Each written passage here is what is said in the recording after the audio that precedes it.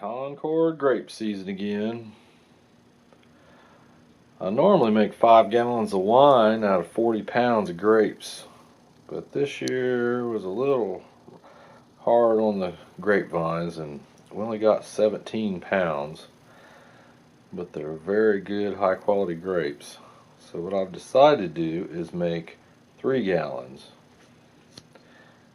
So I'm going to have to crush these grapes and dump them down in this fruit containing bag in this fermenter I'm going to use. And I also have some pectic powder. I'm going to need 1.5 teaspoons. It's a half teaspoon per gallon.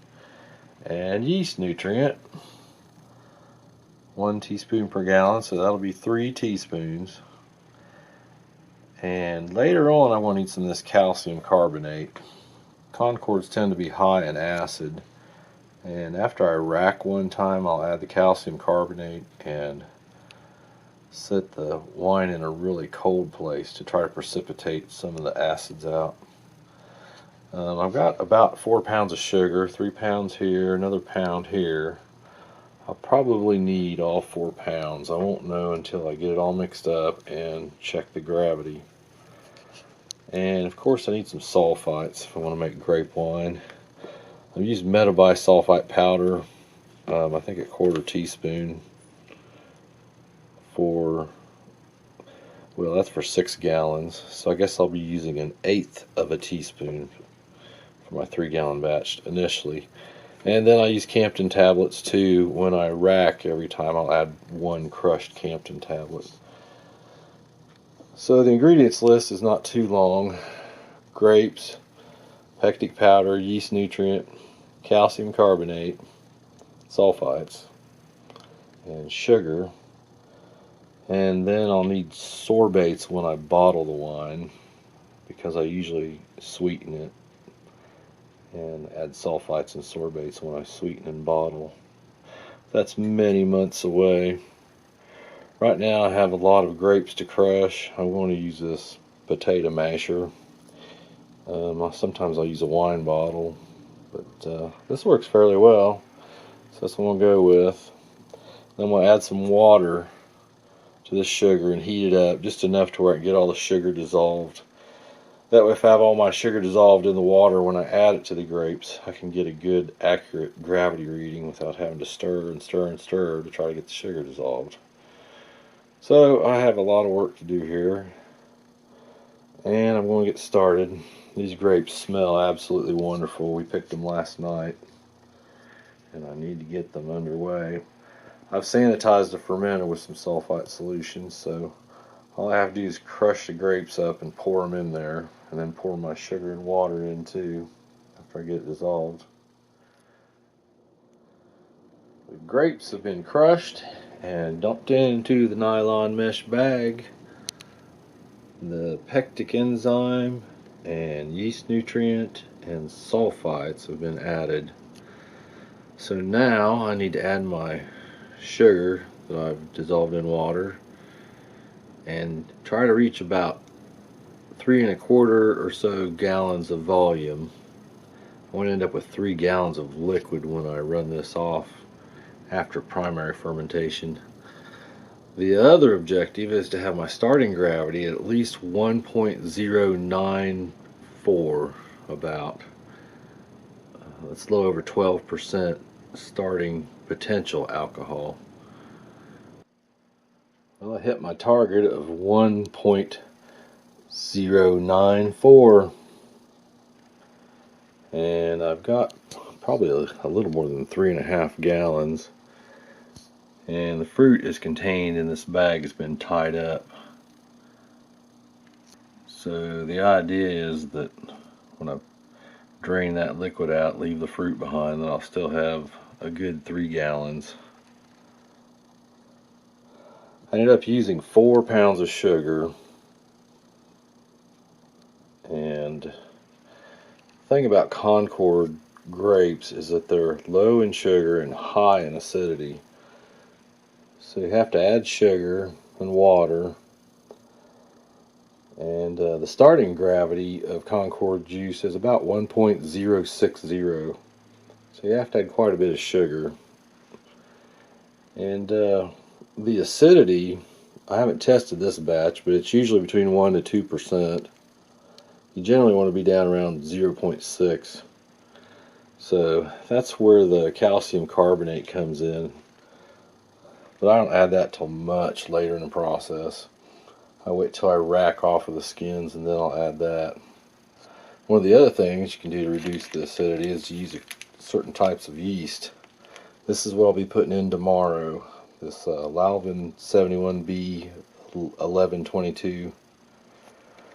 It's supposed to reduce acid levels.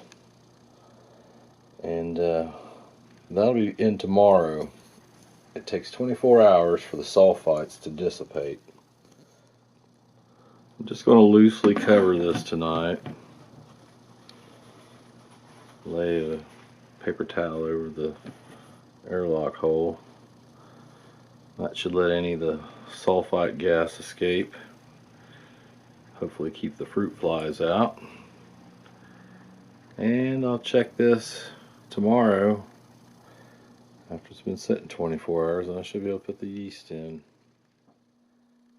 It's been 24 hours plus now since the sulfites were put in, along with the pectic enzyme and the yeast nutrient.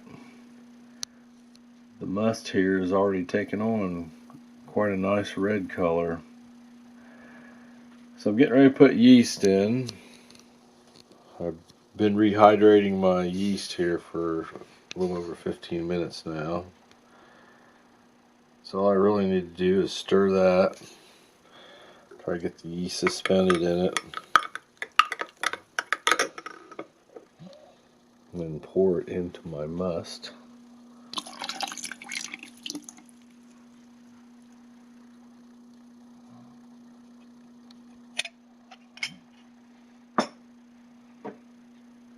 And stir it up a little. Try to get it distributed evenly. It's a good idea to push this bag of grape skins down about once a day, sometimes twice a day if you have a big batch. This is a fairly small batch. Try to get all that color and flavor out of those skins.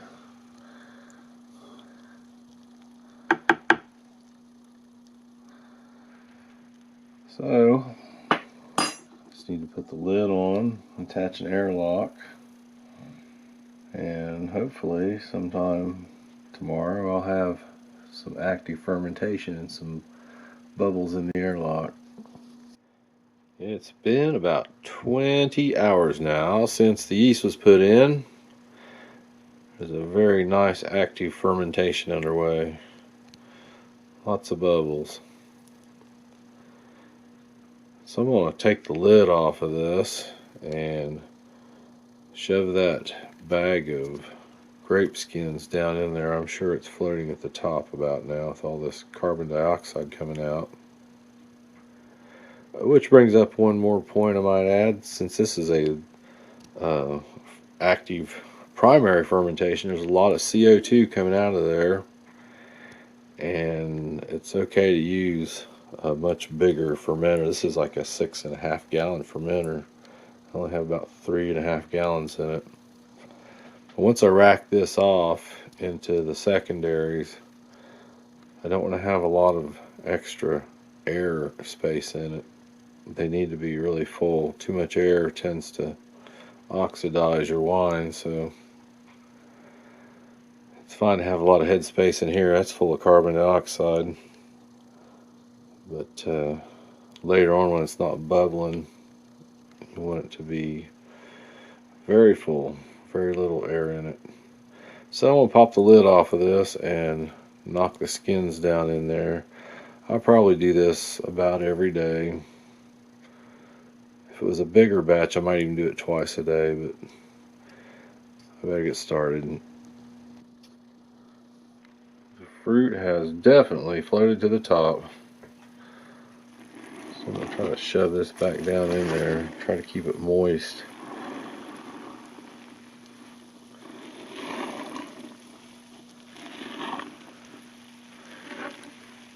so much gas in it. It floats like a balloon.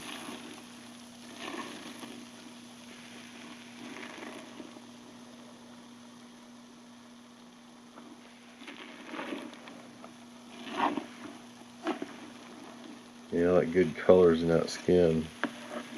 It's getting a nice red color. The smell is pretty intense at this point.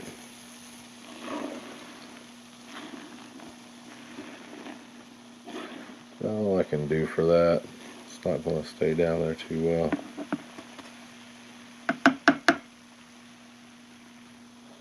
Well, get the lid thrown back on that, get my airlock back on it. Check it here in a day. Well, the bubbles have finally ceased. Primary fermentation took around 8 days. And according to my little thermometer thing here, it was between 75 and 80. I don't know if I can see that very well. But I had it in a downstairs room, and it was reasonably cool down there. Probably the upper 70s, mid to upper 70s. And it took about 8 days. It's quit bubbling completely. So I want to take a sample, check the gravity, and I need to get it racked into this nice pretty little 3-gallon carboy I got here. So I'll get set up to do that. Well, it looks like the bag's floated up to the top as usual. I have a nice sample here. I ran out of my spigot at the bottom of the bucket. My final gravity is very low, extremely dry finish, 0.992 is what I'm going to go with. So I can use that to figure out my approximate alcohol by volume. So what I need to do is take my starting gravity, 1.094, subtract my finishing gravity of 0.992. That gives me 0.102. I take that number, multiply it times a constant value of 129, and that gives you the approximate alcohol by volume, which is 13.158, which I would probably round off on my labels to 13.2. I print labels for every batch I bottle. I use removable labels so I can get them off the bottles and reuse the bottles. So anyway, I've got a nice batch of Concord here, about 13.2% alcohol. I've tasted it. It tastes fine. It has a really nice color. It's still high in acid though. It's really tart. So what I'm going to do is add some of this calcium carbonate. 3/4 of a teaspoon per gallon is the maximum. You don't want to use any more than that. It affects the flavor. But that'll knock down some of the acid. It's basically an antacid, calcium carbonate. And I'm going to use, since it's 3/4 teaspoon per gallon, I'm doing 3 gallons. So it'd be 2 1/4 teaspoons. So I'm going to add that into my carboy before I rack, so the wine will mix it up well. I'm also going to crush 1 Campden tablet and put that in there. Anytime I make 3 to 5 gallons of wine, I'll crush 1 tablet every time I rack, just to maintain some sulfites. It's probably not strictly necessary, but it'll increase your odds of not getting any kind of infection or turning vinegar. I've made wine both ways. Anymore, I don't like to take chances, so I had 1 crushed Campden tablet every time I rack until I get to bottle, and then that's a different story. But anyway, I'm going to get my calcium carbonate put in, my crushed Campden tablet, and I'm going to rack it into this nice shiny new PET plastic carboy I got. It's made for wine and beer. It's not supposed to let any oxygen in. I have glass carboys, I have plastic ones. Glass is the best, but it's heavy, can be dangerous. I didn't have a 3-gallon carboy. I have lots of 5 and 6s and 1-gallon jugs, but I had to get a 3-gallon one for this particular batch. So I'm going to get to try it out. I've sanitized it with sulfite solution.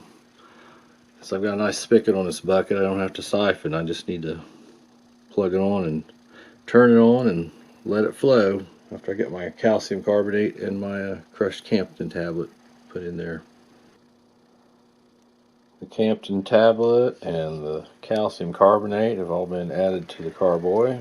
The hose is running all the way to the bottom. I want to minimize splashing and air. I want to prevent oxidation. So I'm going to turn my spigot on here and get this thing flowing.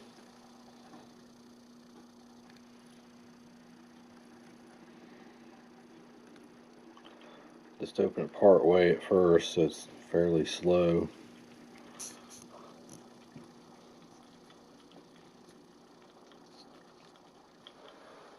So here it comes.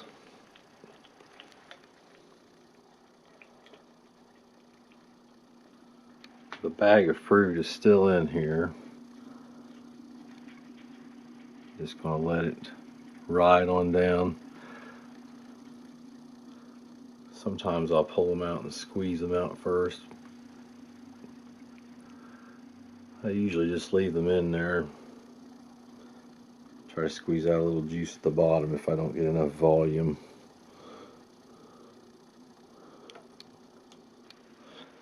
So I'll have to watch this fill up. Keep an eye on it. I want to get it as full as possible. Just leave a couple inches of airspace at the top, just in the neck. That's a really nice color. It smells really good too.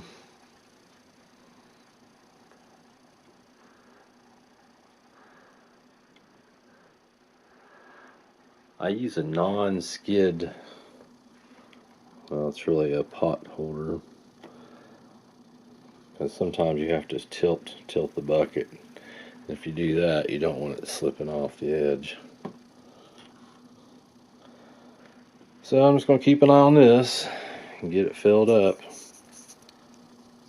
Well, there's some of the sediment left behind in the bag of skins.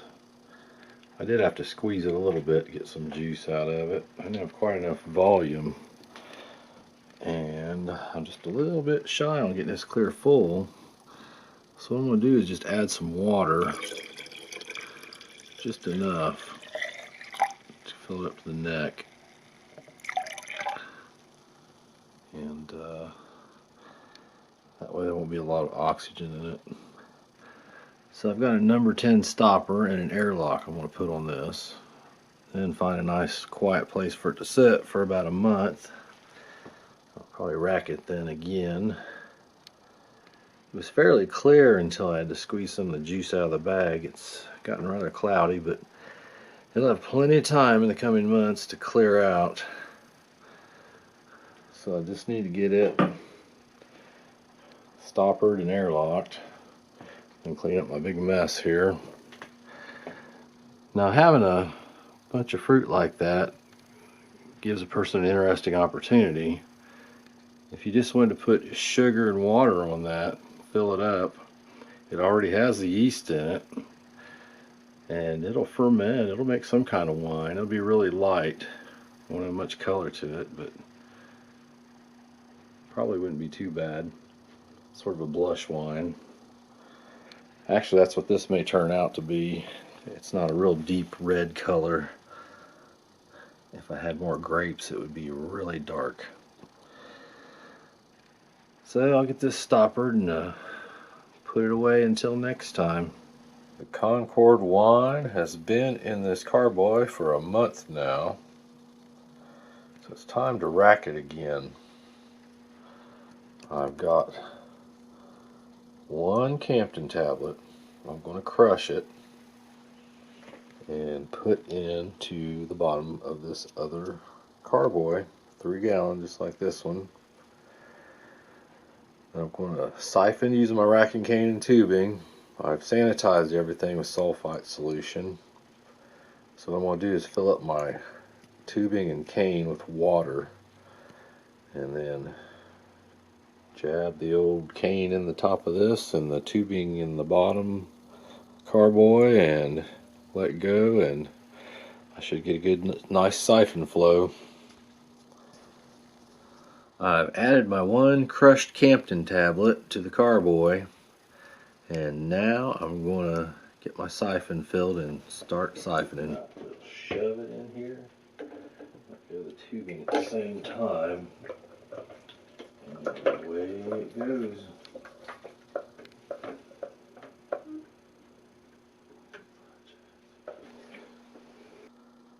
Have the siphon started with no problems.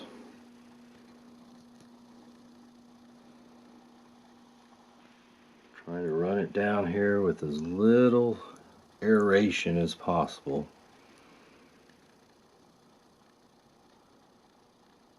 I'm going to minimize the splashing. And try to maximize the yield.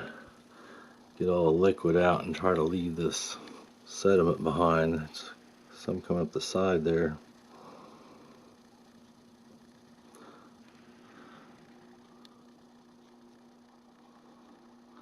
Got on my non-skid pad so I can tilt it. Not worry about it sliding off. And it's getting down to the point where I need to do that, so I better get to work. There's the purple sludge left behind. And here's my second carboy. Has a little bit of space left at the top, so I'm going to pour a little water. Just fill it up to the neck so there's not a lot of air in there.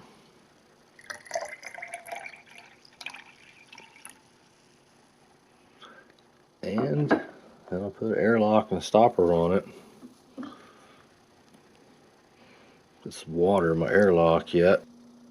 It's been 2 months since the last racking. It's time to rack again. I have 1 Campden tablet that I'm going to crush and place into this nice clean sanitized carboy. Use my racking cane and tubing. Siphon this out.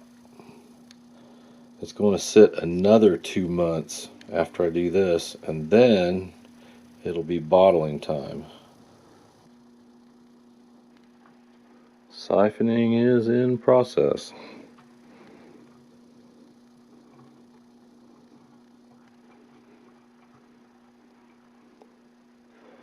The wine smells really good at this point.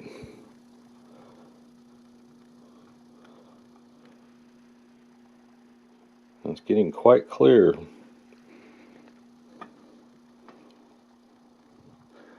The idea in this last couple rackings is to get out as many of the fruit acids as possible.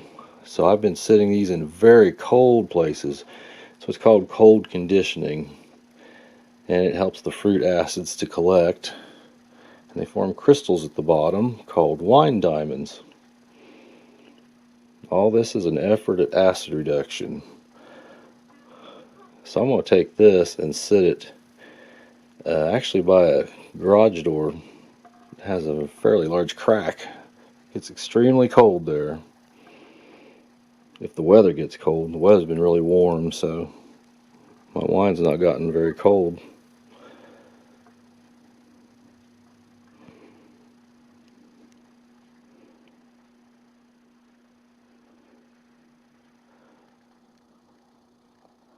I place my carboy off the floor a little ways. That way it doesn't flow quite as fast. It's a little easier to control.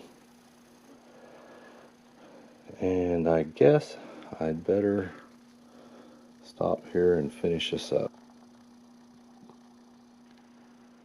The wine is nicely racked. It's going to spend another 2 months sitting and waiting in this carboy. I'm going to put it in the coldest place I can find and try to precipitate out as much of the fruit acid as I can. there's a small layer of crystals that started to form here.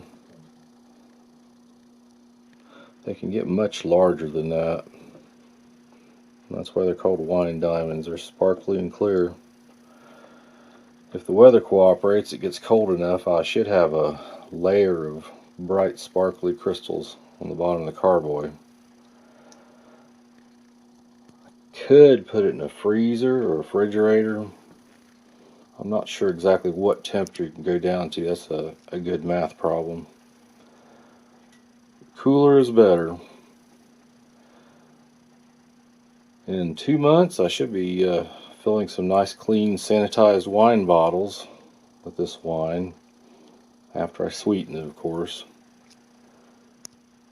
So I'll check back then. Another 2 months has gone by.